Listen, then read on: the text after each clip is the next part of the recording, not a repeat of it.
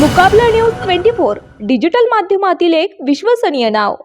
पुसदमधील ATS कारवाईवर टीका, गुन्हेगारांवर कठोर कारवाईला पाठिंबा, मात्र निरपराधांना त्रास नको। पुसद शहरात 15 फेब्रुवारी रोजी ATSच्या छापेमारीच्या पार्श्वभूमीवर आज 21 फेब्रुवारी रोजी पीडित कुटुंबाच्या वतीनं कुलजमाती विफाक महाराष्ट्राचं समन्वयक ॲडव्होकेट नासिर खतीब नांदेड यांची विश्राम भवनात पत्रकार परिषद पार पडली। यावेळी आयोजकांनी आपली भूमिका स्पष्ट मांडली। जे खरोखर दोषी आहेत त्यांच्यावर कायद्यानुसार कठोर कारवाई झालीच पाहिजे याबद्दल आमचे दुमत नाही।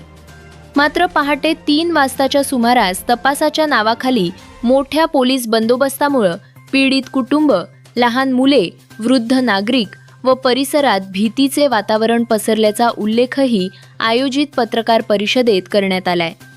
दोषींना शिक्षा द्या, पण मुलांच्या शिक्षणाचं काय? तपासादरम्यान घरात असलेल्या लहान मुलांच्या आणि शालेय विद्यार्थ्यांच्या मानसिक स्थितीचा विचार केला जात नसल्याबद्दल परिषदेत तीव्र संताप व्यक्त करण्यात आला। सध्या 10वी आणि 12वीच्या बोर्ड परीक्षा सुरू आहेत।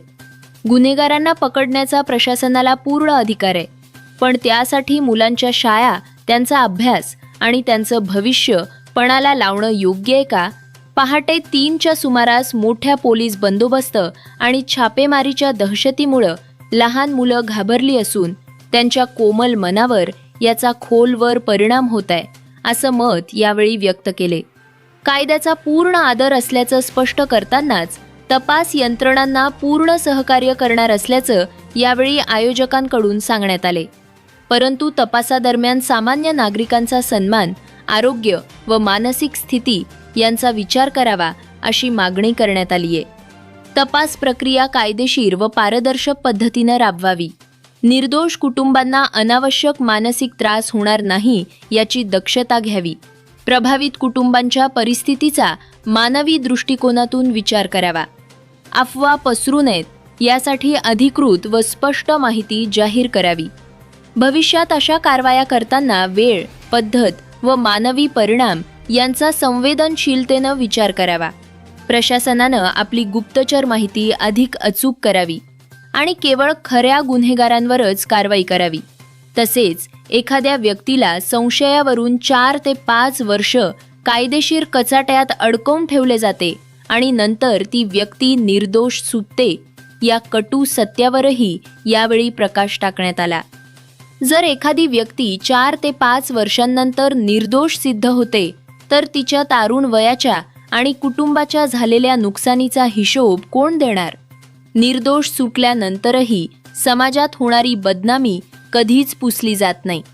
म्हणूनच प्रशासनानं केवळ वास्तविक गुन्हेगारांनाच लक्ष करावे अशी मागणी करण्यात आली।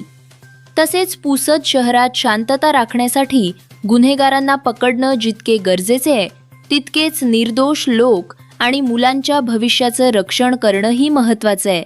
हाच संदेश या पत्रकार परिषदेतून देण्यात आला। जमाती विभाग महाराष्ट्राचा कोऑर्डिनेटर जमात विभाग कडून ही पत्रकार परिषद आयोजित करण्यात आली आहे। एक 15 तारखेस या महिन्याची जी 15 तारीख होती, फेब्रुवारीच्या मध्यरात्री ATS कडून पुसद येथे छापेमारी झाली। छापेमारी त्यांचा तपासाचा एक भाग आहे, त्याच्याबद्दल आमचं काही आक्षेप नाही। अशी छापेमारी होते आणि तपास बी होते, परंतु या प्रकरणात कुठेही FIR नाही, FIR कुठेही नोंदवलं नाही। परंतु सरकारने जे अतिरिक्त अधिकार दिले त्यांचा उपयोग करून ही छापेमारी झाली। विशेष गोष्ट म्हणजे अशी की 12 ते 13 जागी इथं छापेमारी झाली। वन टाइम प्रचंड फौजफाटा घेऊन 50 ते 7 गाड्या आणि पुसद सारख्या तालुक्यात रात्री 3 वाजता ही छापेमारी झाली। त्यामुळं समाजात अस्वस्थता निर्माण झाली। समाज विचार करू लागला, त्याच्या मनात प्रश्नचिन्ह निर्माण झाले। की खरंच आमचे युवक काय करायलेत काय. आक्षेप कारवाई संदर्भात आमचा आक्षेप असा आहे की जे बी पुसदचे आपले वरिष्ठ लोक आहेत, त्यांचे आई वडील आहेत, त्यांना थोडं आपल्या विश्वासात घेऊन त्या पद्धतीने एक असं जे याला अॅटमॉस्फिअर निर्माण करून की त्याच्यामुळे सगळेच भयभीत होईल.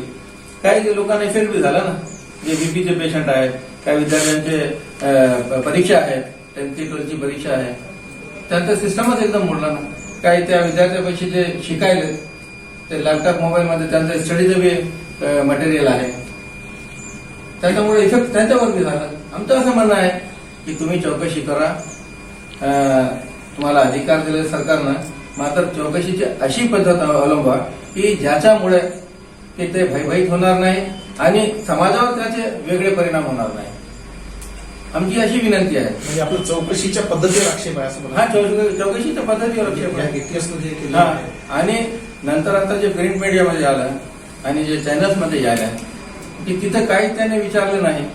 इथं बिलकुल आम्ही सोप्या पद्धतीनं त्याने की आम्ही चौकशीला आलो, आम्ही चौकशी करणार, तुमचं सहकार्य राहू द्या, आम्ही बी सहकार्य करू. ते सगळं पॉझिटिव्ह झालं. नंतर ज्या समाज माध्यमामध्ये जे न्यूज यायल्या, ज्या बातम्या यायल्या, ते असंच करणारे आहेत ना की इथं स्लीपर सेल आहे, मोठं आरडीएक्सची गोष्ट आहे. ते कसं ते ज्या बातम्या आल्या वरून मुंबईचे जे ऑफिस आहे जे काही मराठी चॅनल्स होते, तर तिथून त्यांनी वरिष्ठांकडून घेतले. कारण इथं पुसदच्या लोकांनी कोणाला माहिती नाही. एक सरळ प्रश्न तुम्हाला, एटीएसच्या ज्या कारवाईत ज्या संशयितावर त्यांनी चौकशी केली ते आरोपी असू शकतात का? बिलकुल नाही. आरोपी नाही, आता आरोपी नाही ते. कसं होतील? सस्पेक्टेड सस्पेक्ट बनवू शकता ना तुम्ही. होऊ शकतात ना समोर. मग तुम्ही आता कसं म्हणत आहे की एटीएसच्या कारवाईमध्ये जे आहे ही ते पद्धत एटीएसच्या कारवाई जी पद्धत आहे कारवाई करण्याची, त्या पद्धतीवर आम्ही बोलायलो. कशी अपरात्री हा. 9 वाजता 3 वाजता येणार, 3 असेल एकदम 7-8 गाड्या, त्याच्यात 50-60 पोलीस आणि लई शांतपणे अजून होऊ शकतं. कुणाही जे समाजातील जे मोठे लोक आहेत ना, त्यांना बोलून घेऊन या लोकांना मला पाहिजे, यांची घरी जाऊन चौकशी करायला पाहिजे, ते बी होत होतं. मुकाबला न्यूज 24 डिजिटल माध्यमातील एक विश्वसनीय नाव.